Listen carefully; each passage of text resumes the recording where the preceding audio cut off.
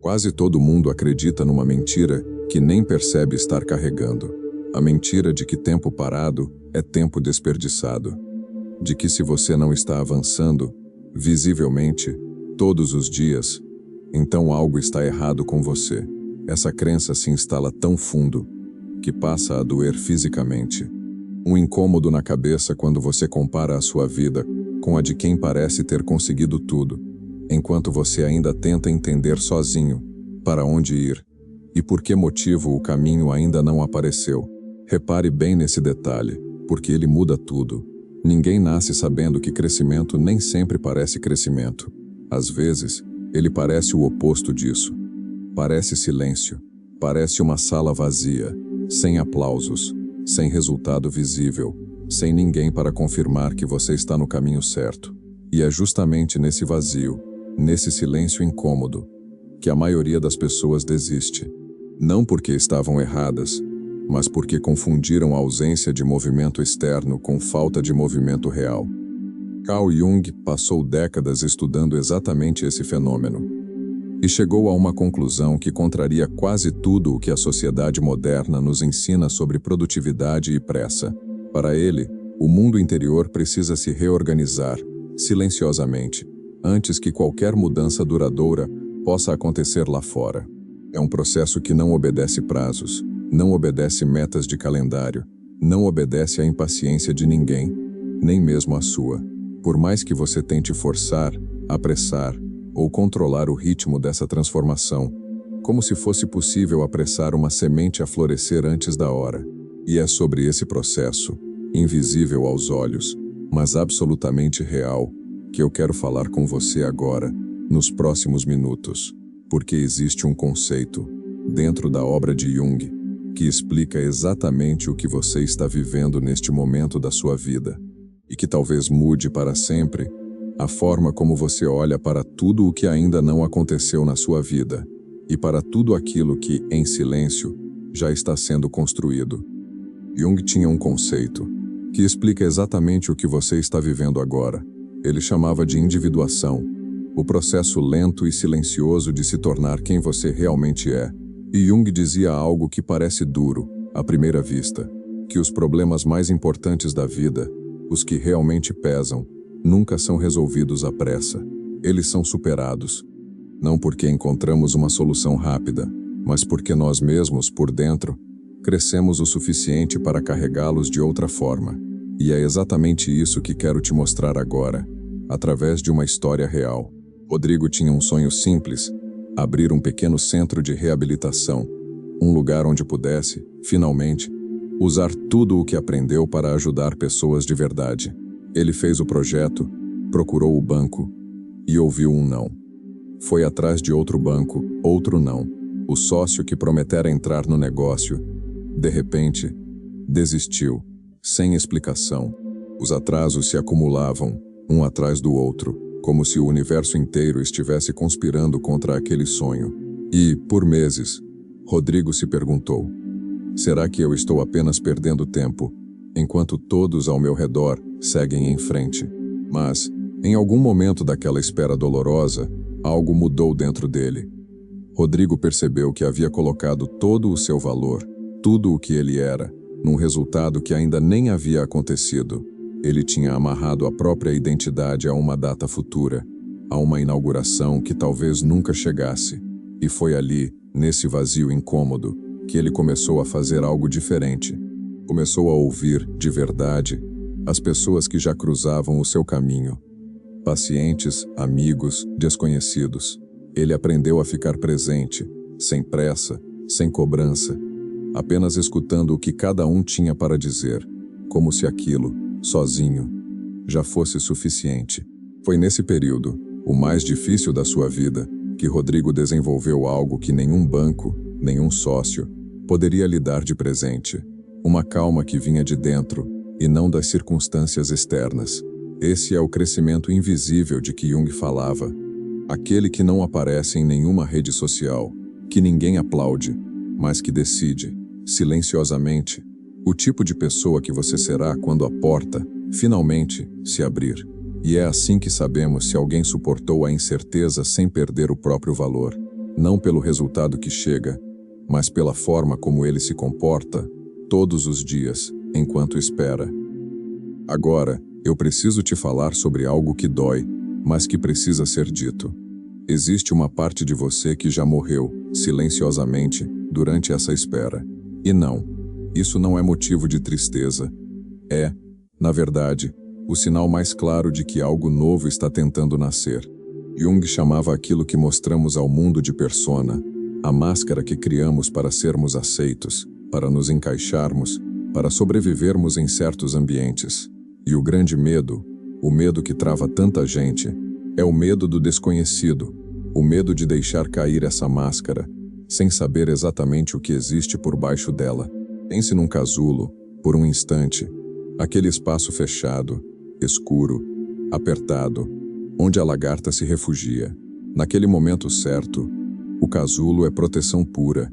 É o único lugar onde ela pode se transformar, sem ser interrompida, sem ser destruída pelo mundo lá fora. Mas existe um detalhe que quase ninguém percebe. Se a lagarta, já transformada, tentar ficar ali para sempre, com medo de sair, o mesmo casulo que a protegeu se torna a prisão que a impede de voar. O abrigo, se usado no tempo errado, vira jaula. E a mesma escuridão que antes era segurança, passa a ser apenas mais um lugar de onde você tem medo de sair. E é exatamente essa a luta que Hermann Hesse descreve, através de Siddhartha, um homem que abandona tudo o que conhecia, a vida ascética, os prazeres, os títulos, os modelos que outras pessoas lhe ensinaram a seguir. Ele para de procurar respostas fora de si mesmo, para de imitar mestres, para de repetir caminhos que não eram seus. E aos poucos, em silêncio, ele começa a escutar uma voz que sempre esteve ali, dentro dele, esperando ser ouvida. A sua própria voz interior, sem disfarces, sem máscaras, sem a necessidade de agradar quem quer que seja, além de si mesmo. Se, enquanto você ouve isso agora, sente que chegou a hora de deixar ir uma versão antiga de si mesmo, uma versão que já não cabe mais em quem você está se tornando, eu quero que você faça uma coisa simples. Escreva, aqui nos comentários, essa frase: eu escolho retornar a mim. Não precisa explicar, não precisa justificar para ninguém. Só escreva e sinta o peso dessas palavras, porque talvez seja exatamente disso que a sua alma está precisando ouvir, vindo de você mesmo. Uma permissão silenciosa para deixar o passado descansar e seguir em frente, mais leve. Existe uma frase de Jung que muda completamente a forma como você enxerga os problemas da sua vida e a forma como você olha para as coisas que insistem em se repetir. Quando uma situação interna não é tornada consciente, ela ocorre externamente como destino. Ou seja, aquilo que você não olha de frente, dentro de si, acaba se repetindo lá fora, nas suas escolhas, nos seus relacionamentos, nas oportunidades que você deixa escapar, sem nem entender porquê. E existe uma imagem simples, que ajuda a entender exatamente como isso funciona na prática, sem precisar de nenhuma explicação complicada. Imagine uma bússola, colocada perto de um ímã. Ela continua girando, continua se mexendo, mas nunca aponta para o norte verdadeiro. Ela aponta, sempre, para onde o ímã está puxando. Agora, imagine que esse ímã são os seus medos antigos, as suas feridas ainda abertas, as crenças que você carrega desde criança, sem nem perceber. Enquanto elas estiverem ali, puxando você, todas as suas decisões vão continuar apontando para o lugar errado. Mesmo que pareça, por fora, que você está se movendo, que está indo para algum lugar, quando na verdade, está apenas girando em círculos, sempre no mesmo ponto. Uma seguidora deste canal me contou uma história que ilustra isso, com uma clareza que dói. Uma história tão comum que talvez você se reconheça nela, agora mesmo. Ela trabalhou 8 anos na mesma empresa e, todos os dias, antes de entrar, ficava sentada dentro do carro, respirando fundo, tentando reunir forças para atravessar aquela porta, até que, num dia comum, veio a reestruturação e ela foi demitida. O primeiro impulso foi de puro pânico. Aceitar qualquer emprego, o mais rápido possível, só para preencher aquele vazio insuportável, aquela sensação de chão sumindo debaixo dos pés. Mas, dessa vez, ela fez diferente. Ela usou a calma que havia construído, silenciosamente, durante todos aqueles anos de espera dentro do carro. Parou, respirou, reorganizou, com cuidado, tudo o que já sabia fazer, todas as competências que havia acumulado, sem perceber o valor delas. E, assim, encontrou não apenas outro emprego, encontrou o caminho certo, porque a estabilidade, no fim das contas, nunca foi ausência de medo. É o espaço que você cria entre o medo que sente e a decisão que toma. E é exatamente nesse espaço que mora toda a sua liberdade. Existe um ditado antigo que Jung gostava de repetir aos seus pacientes e que resume, de forma simples, algo que a maioria das pessoas insiste em ignorar. O sapato que serve a uma pessoa aperta a outra. Ou seja, o caminho que funcionou para o seu amigo, para o seu irmão, para aquele desconhecido nas redes sociais, pode simplesmente não servir para você.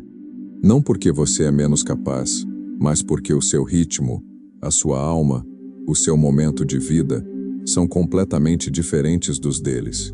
E, ainda assim, insistimos em nos comparar, dia após dia, como se existisse apenas um único caminho certo, válido para todo mundo, ao mesmo tempo. Existe uma passagem bíblica que ilustra isso com uma clareza impressionante. A história de Marta e Maria. Marta, atarefada, correndo de um lado para o outro, ansiosa por fazer, por servir, por dar conta de tudo o que precisava ser feito naquela casa. Maria, sentada, quieta, focada apenas em escutar, em estar presente, sem pressa nenhuma. As duas, no mesmo lugar, no mesmo momento, mas com necessidades completamente opostas. Nenhuma delas estava errada, elas apenas viviam ritmos diferentes, dentro da mesma casa, sob o mesmo teto, respirando o mesmo ar. Pense agora num jardim e nas suas estações. Cada planta ali floresce no seu próprio tempo. Umas florescem na primavera, cheias de cor, chamando a atenção de todo mundo que passa. Outras precisam do inverno inteiro, escondidas debaixo da terra, criando raízes fortes o suficiente para sustentar aquilo que mais tarde vai florescer com ainda mais força. Se você julgar o seu inverno, comparando com a primavera do outro, você só vai conseguir uma coisa: sofrimento desnecessário, por algo que nunca deveria ter sido comparado, porque cada estação, no fim, cumpre o seu próprio propósito. Então, eu preciso te perguntar algo, com toda a sinceridade. O que você está tentando apressar, só porque viu alguém, na sua frente ou nas suas redes sociais, fazer mais rápido? Que decisão você está tomando com pressa, por medo de ficar para trás, e não porque ela realmente faz sentido para a sua vida, para o seu momento, para as suas próprias raízes? Pare, por um instante, e sinta. Talvez o seu inverno ainda não tenha terminado, e está tudo bem, porque toda semente boa precisa primeiro atravessar o escuro, antes de encontrar a luz. Antes de seguirmos adiante, algo precisa ficar muito claro. Nada do que você viveu, até agora, foi desperdiçado. Nem a espera de Rodrigo, nem a máscara que Siddhartha precisou deixar cair, nem a bússola confusa apontando para o lugar errado, nem o inverno silencioso do seu próprio jardim. Tudo isso, junto, forma uma única coisa: a fundação invisível sobre a qual a sua vida inteira vai ser construída, a partir de agora. E é justamente por não enxergarmos essa fundação que a espera dói tanto, porque julgamos pelo que vemos, e não pelo que está sendo, silenciosamente, preparado, tijolo por tijolo, camada por camada, lá no fundo de você. Jung dizia que a alma tem o seu próprio tempo, diferente do tempo do relógio, diferente do tempo das redes sociais, diferente do tempo que os outros esperam de você. E muitas vezes, o que chamamos de atraso, de fracasso, de tempo perdido, é, na verdade, a alma fazendo um trabalho que nenhum calendário consegue medir. Ela reorganiza feridas antigas, digere perdas que ainda não foram totalmente sentidas, costura, aos poucos, pedaços de você que estavam espalhados, esquecidos, escondidos até de você mesmo, num canto qualquer da memória. E talvez seja exatamente por isso que as histórias mais bonitas de superação nunca aconteçam da forma como imaginamos, quando somos mais jovens. Elas não vêm de um plano perfeito, executado sem falhas, sem atrasos, sem dor. Elas vêm de pessoas que foram, aos poucos, esmagadas pela vida, e que, mesmo assim, continuaram levantando, uma vez atrás da outra, todas as manhãs, sem exceção, sem saber, ainda, que aquele processo inteiro estava construindo algo maior do que elas conseguiam enxergar. No meio da dor, no meio da poeira do próprio cansaço, quero te contar agora sobre um homem que passou por dezenas de empregos diferentes, por falências, por recomeços amargos, por humilhações que quebrariam qualquer pessoa comum, e que, apesar de tudo isso, guardou dentro de si uma receita, uma ideia, um sonho, esperando o momento certo para florescer. A história dele prova, de uma forma que nenhuma teoria consegue provar sozinha, que a porta certa realmente se abre. Só que, quase nunca, no momento em que nós esperávamos, ou da forma como imaginávamos que ela fosse chegar. Esse homem se chamava Harlan Sanders. E se você já ouviu falar dele, provavelmente conhece apenas a versão final da sua história, o sucesso, a fortuna, o rosto sorridente estampado em milhares de embalagens ao redor do mundo. Mas antes de tudo isso, ele foi fazendeiro, foi guarda-freio de trem, foi vendedor de seguros, foi advogado sem formação completa, foi dono de um posto de gasolina que fechou durante a Grande Depressão. Ele tinha, na época, mais de 60 anos, e a maioria das pessoas, nessa idade, já havia desistido de sonhar grande, já havia se acomodado com o que a vida lhes dera até ali. Na visão de Jung, Sanders não estava atrasado. Sua psique simplesmente precisava acumular cada uma daquelas falhas para construir o recipiente capaz de suportar o peso do sucesso. Sanders tinha uma receita de frango, feita à sua própria maneira, temperada com uma mistura secreta de especiarias, que ele considerava especial. Ele visitou restaurante após restaurante, tentando vender essa ideia, esse sonho, para quem quisesse ouvir. E, segundo a própria história que se conta sobre ele, recebeu mais de 1000 recusas, 1000 portas fechadas na cara, 1000 vezes ouvindo que aquilo não era bom o suficiente, que aquilo não daria certo, que era hora de desistir e aceitar a vida como ela estava, sem mais lutar contra a maré. Mas Sanders não parou, não porque ele fosse imune à dor da rejeição, mas porque, dentro dele, havia algo mais forte do que o medo de ouvir mais um não. E, décadas depois de todas essas falhas, todos esses recomeços, toda aquela espera que parecia não fazer sentido nenhum, a sua receita se tornou uma das marcas mais conhecidas do planeta inteiro. A grande oportunidade, para ele, não floresceu na juventude, não floresceu na pressa. Floresceu exatamente na maturidade da sua própria vida, quando ele já carregava dentro de si toda a experiência que os anos difíceis lhe haviam ensinado. E é isso que eu quero que você entenda, com todas as letras. A porta certa não se abre apenas quando o destino decide abrir. Ela se abre quando a sua estrutura interna, finalmente, é capaz de atravessá-la, sem se destruir no processo.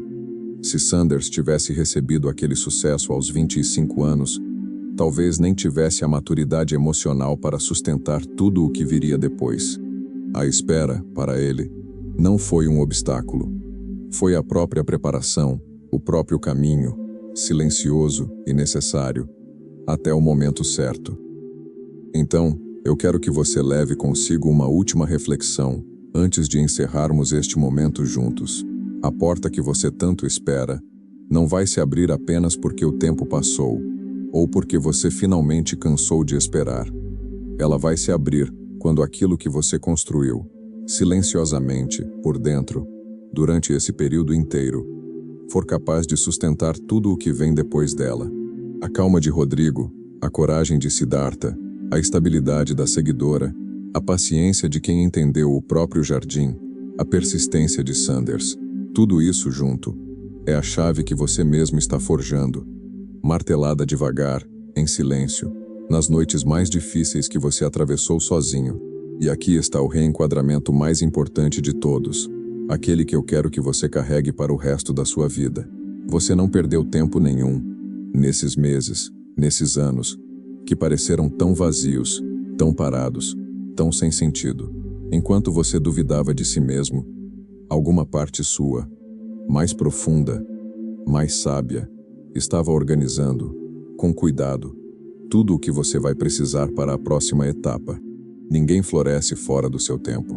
E você, com certeza, não é exceção a essa regra tão antiga quanto a própria natureza, tão antiga quanto as estações que já vimos, uma a uma, ao longo desse vídeo. Talvez, agora, você consiga olhar para trás e enxergar essa espera de um jeito diferente. Não mais como um castigo, não mais como um atraso injusto, mas como um período sagrado de preparação que só você, e mais ninguém, poderia ter atravessado dessa forma tão particular. E se ainda dói, se ainda pesa, tudo bem. Você não precisa ter todas as respostas agora. Você só precisa continuar confiando que o seu processo, mesmo silencioso, mesmo invisível aos olhos dos outros, está seguindo o seu próprio ritmo, certo? Mesmo quando tudo parece indicar exatamente o contrário. Obrigado por ter chegado até aqui, por ter dedicado esse tempo a olhar para dentro de si mesmo, com uma coragem que poucas pessoas têm. Se este vídeo tocou alguma coisa dentro de você, deixe o seu like e se inscreva neste canal para continuarmos essa jornada juntos, explorando as profundezas da alma humana através dos olhos de Carl Jung. E lembre-se, sempre, a sua espera não foi tempo perdido. Foi o tempo exato de que você precisava para se tornar quem você é, agora, e para se tornar, ainda mais, quem você está prestes a ser.